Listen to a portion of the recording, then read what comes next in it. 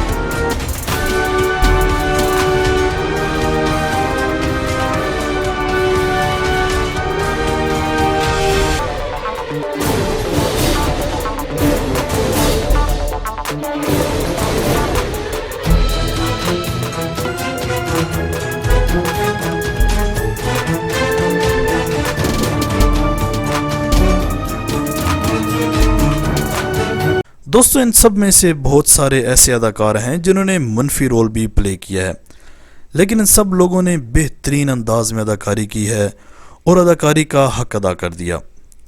दोस्तों, अर्तुगरुल गाजी सीरीज़ के बाद क्या आप सुल्तान अब्दुल हमीद सीरीज़ देख रहे हो? कमेंट सेक्शन में अपनी कीमती राय का इजहार ज़रूर कीजिएगा। आज तक के लिए इतना ही। इसी तरह की अमेजिंग वीडियोज़ के लिए माजिद टीवी को सब्सक्राइब करके बेल आइकन प्रेस कर दें ताकि माजिद टीवी के आने वाली हर वीडियो की नोटिफिकेशन आपको आसानी से मिलती रहे। अगली वीडियो तक के लिए इजाज़त दीजिए। अल्लाह हाफिज़।